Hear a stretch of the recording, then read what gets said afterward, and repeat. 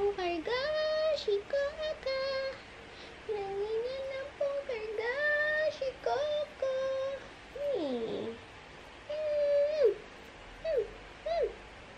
Dali na. Dali ka lang din. Powder lang ako.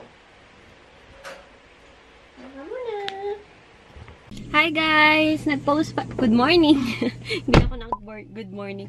Nag-post ako kanina sa Facebook and kala ko naglolo ko yung Lapi, yung laptop ko. Hindi ko siya mabukas. Wow, arte. Hindi ko siya mabukas. So, kala ko naglolo ko na, nagpapapalit na kasi kita nyo naman, sobrang tagal na nun and sira-sira na. Yun, guys. And nag-post pa naman ako na mag-phone muna ako sa pag-vlog. Balik low quality, pero naayos naman. Ayaw niya pang magpapalit. Mahal na mahal niya pa rin ako. Ayaw niya pa akong iwan. Kaya, ayun. Hindi mo na ako siguro bibili, guys. Pwede pa naman siya eh. Pagtsagaan ko muna siya. And matagal na din kaming nagkasama nun. Simula nag-start akong mag-business, gamit ko na yun. Gamit ko na yun. Yun na yung gamit ko. Parang buena siya. Ganun. Pero, feeling ko hindi na siya magtatagal. So, hindi ko alam kung anong brand yung mabibili ko. And, nag-face powder lang ako, guys. Hindi ako nag-BB cream. Kasi, sa sobrang init, ayoko kung ano-ano na yung mga nilalagay ko sa face ko. Ayokong malagkit. Ayoko nang, alam niyo, talagang nafe-feel ko na oily. Ang gamit ko na powder is yung CoverGirl. Napakita ko na sa inyo. Pakita ko ulit sa inyo. Naka-t-shirt lang ako and shorts kasi sobra talagang init. Ito, guys, CoverGirl Ready Set Gorgeous. Okay naman pala siya dati kasi kala ko hindi siya okay, pero sa kinatagalan, gusto ko na siya. Pero mas maganda yung coverage pa rin nung ginagamit ko yung Maybelline. And yung shade nito is fair. Ayan, fair. Yun yung gamit ko lang ngayon. And then, yung nabili ko sa Pop Culture na lip tint, parang ang dilim. Ayan, Scarlett yung name. Doon sa isa kong vlog. Kung napanood nyo yun. So, yun. Ano ba sasabihin ko? Papunta na ako ng SM. And then, thank God talaga hindi pa sira yung laptop ko kasi wala sa plano kong bumili pa ng, or gumastos pa ng ganong kalaki pag sa laptop. Kasi, alam niyo naman yung mga laptop ngayon, guys, mahal na din talaga sila. And, ayun, hindi ko alam kung sana hindi pa siya bumitaw.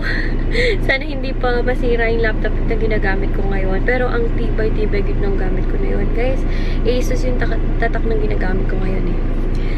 Matibay siya. So, hindi ko alam kung anong, sana wag mo na siyang bumigay. Ayun, paalis na ako and I'll be back later. Bye! Ayan guys, sasakyan na ako. Nakabili lang akong drinks and other, mga pang bahay. Meron akong kangkong. And then, candle. Mga candles para kay mama pag pumupunta kami ng memorial. Hi guys! Good morning! And it's ito na naman ako. Wednesday? Wednesday ba ngayon, mga sis? Ako check ko ha. Wait lang, saglit lang. Wednesday nga. Tumpak. So yun, naligo na ako and nag-powder lang ako. And ginamit ko ulit yung Peri-Pera na lip velvet lip cream ba yun? Diba, first impression ko sa kanya, guys, hindi ko siya masyadong bet kasi, diba, sabi ko sa inyo, medyo malakit siya. Pero, guys, nagtatagal siya sa labi. Kahit uminom ka na, kahit nag-transfer na siya sa straw, kahit kumain ka na, nandun pa rin tint niya. So, okay naman pala, kaya pala malakit siya kasi medyo, ang tawag doon, nagtatagal siya sa lips ko. And then, siguro, guys, diba napansin ko may nagbubuo-buo sa looban ng aking lips. Siguro pag dry yung lips mo, magbubuo-buo siya. Pero nung nung mga nakaraang days na ginagamit ko siya, hindi na siya nagbubuo-buo. So, yun yung aking review sa kanya. Okay naman siya. Kala ko kasi before, parang feeling ko nasayang yung pera ko and all, parang hindi worth it, pero okay naman pala kasi nagtatagal siya sa lips. So, nagligo na ako. And first time kong itatry yung sinabi sa akin ni Sis Dada na pwede ang aloe vera gel sa hair pagkaligo para siyang leave-on. So, gagawin na natin yon today. So, yun. Wait lang. Nalagay ko siya sa ref. Ayan, nilalagay ko na siya sa hair ko kasi hindi ko talaga siya guys bet sa face kasi sobrang nag-oil up ako and hindi ko alam kung dahil sa brand kasi ang sa akin is yung nabili ko sa The Face Shop kasi ang halos magandang review is nabibili sa Nature Republic. Hindi ko sure eh. Pero bahala na. Sayang naman to kung hindi ko gagamitin. So, gamitin natin siya sa hair. Konti mo na kasi yung hair ko naman ang maglagkit. Konti mo na siguro ilalagay ko ngayon. Hindi ko muna siya dadamihan. So, sabihin ko sa inyo kung anong reaction niya sa hair ko. Kung maglalagkit ba rin siya or hindi. Siguro ilalagay ko siya guys sa may dulo lang. Kasi ang dry naman talaga sa buhok natin is yung dulo. Ayan, hindi masyado na nung. Kaya siguro hindi ko na ito i-ref. Or siguro i-ref ko na para kung sino man may gustong gagamit ng hair ko. So yun, ang bango-bango niya sa face, sa hair. Ayun, konti muna guys yung linagay ko. Kasi baka hindi okay, na parami, ganun. So, sino nakatry sa inyo na maglagay ng aloe vera gel sa hair? Kasi ako, ngayon, first time ko. So, balikan ko kayo guys, ito siya. Guys, parang malambot sa buhok yung yung aloe vera. I'm so sorry naman. Maingay pa lang aking background music.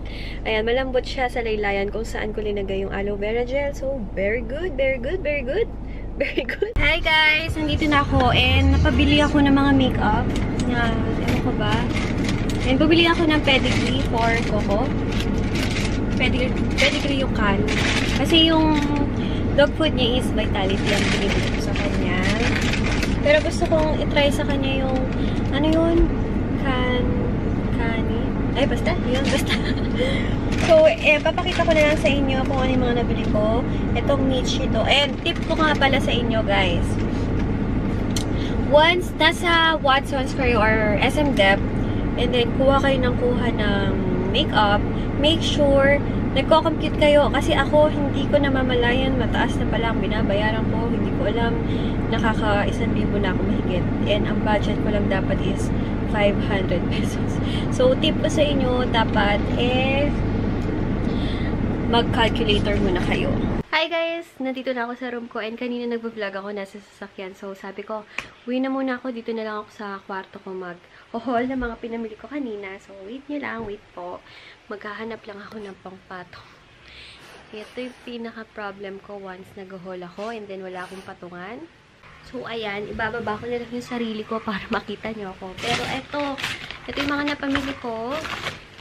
Sa Nichido, itong eyelash curler kasi wala akong eyelash curler.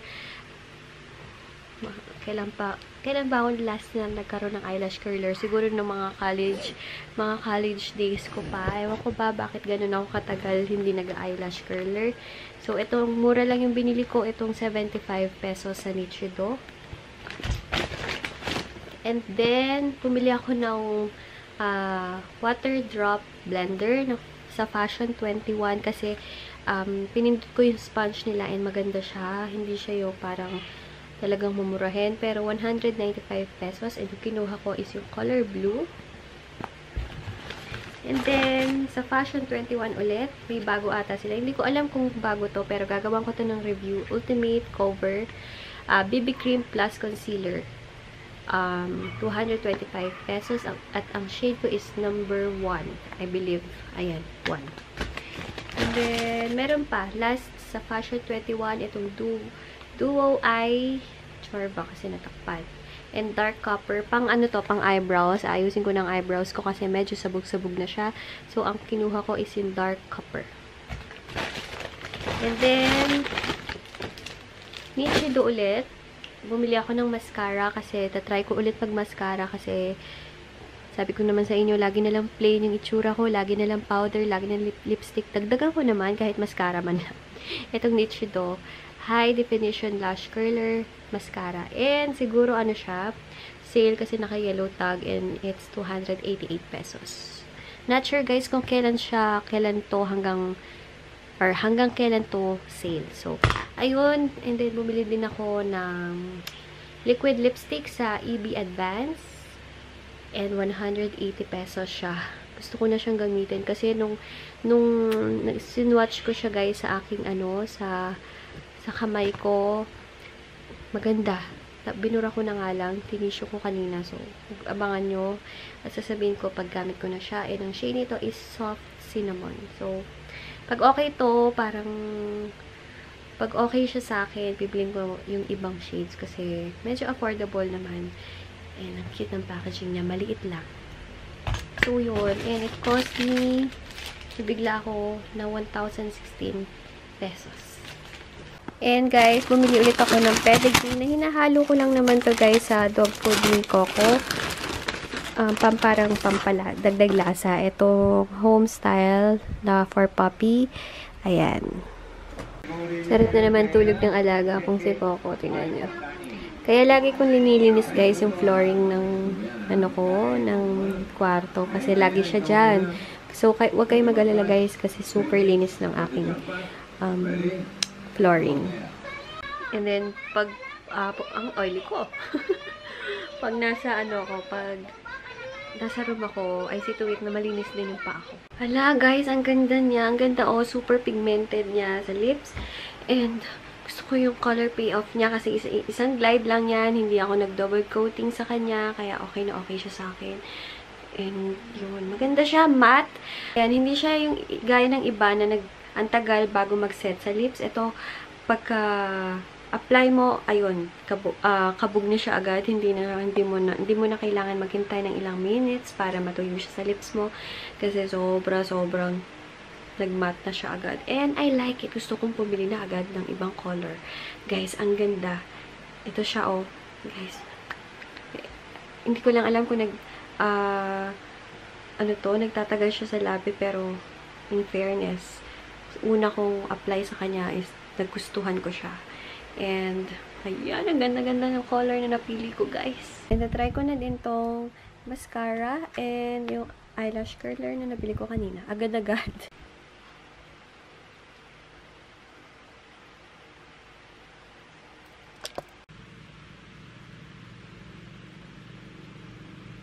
Uy, in fairness, lahat ng mga nabili ko kanina, nagustuhan ko ha. Pating mascara, nagustuhan ko. Hindi siya yung sobrang gusto ko, basta hindi ko ma-explain guys, gusto ko yung parang brush niya. Hindi ko mapakita kasi hindi nagpo-focus, pero mamaya pag hindi, okay dito. Pakita ko sa inyo. Yung, okay, medyo maliwanag.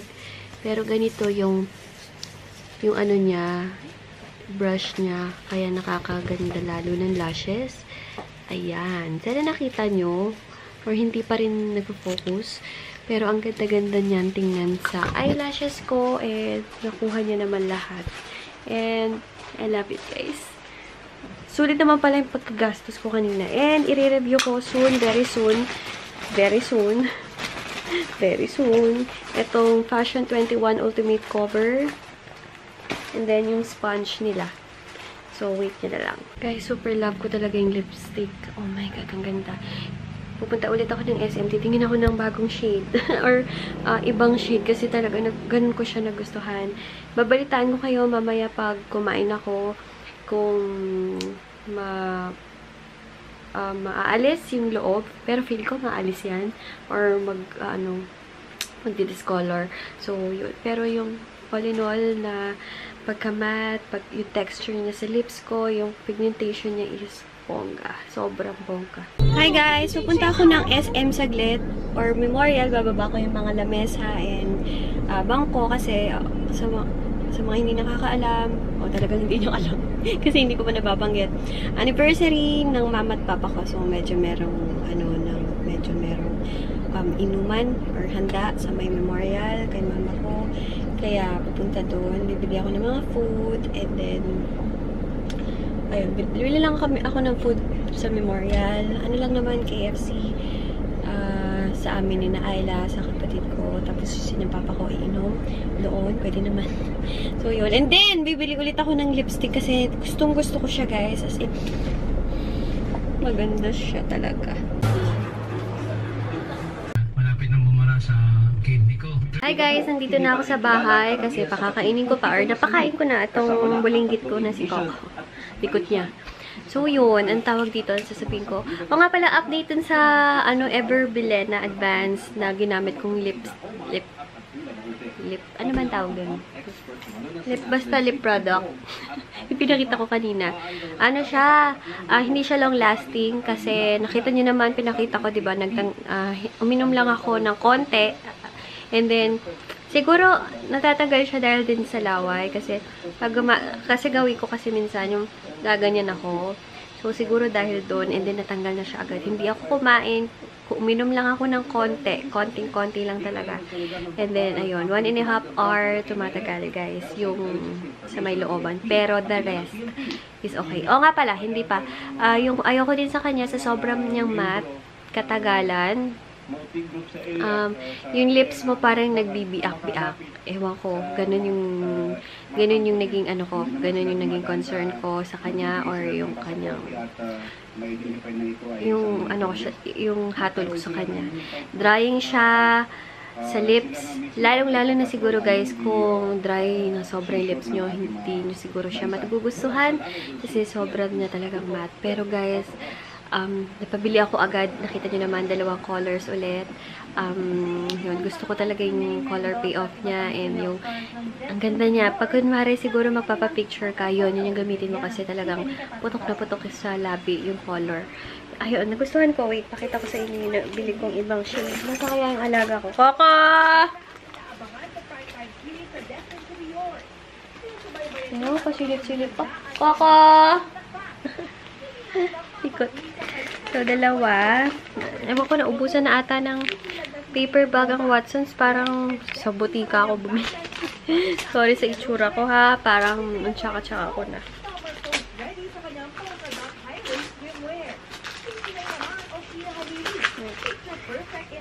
Ayan, bumili ako ng isang nude para matry ko. Ayan yung color niya. And ang shade niya is Skinny Dip. And then, isang red na color. Ang shade nito is Red Carpet. So, sabihan ko kayo pag gamit ko na sila sa lips ko kung okay din yung colors nila. Kasi nagustuhan ko talaga yung color nung kanina kasi. Then, sabi pa nung ano, bagay ko daw yung color na yon, yung dark. So, nakakatuwa. Kaya, ayun, guys. Later na lang ulit. At manunod muna ako ng mga vlogs. Hi, guys. Ayan, nakapag-shower na ako. And, okay yung mascara. Hindi naman siya ganong waterproof siya, pero pag tinanggal mo siya, hindi siya yung over hirap tanggalin. Okay naman siya. Nakalimutan ko nga mag-micellar water. Nakalimutan ko mag-ganun. Pero ayun, tawag dito. Mag-skincare routine na ako. Tomorrow na lang, guys. Thank you for watching. Please like, please subscribe, and don't forget na i-click yung notification bell button, pababa. Yung bell button na katabi ng subscribe button para notify kayo once meron akong bagong upload na video. Thank you for watching. Bye!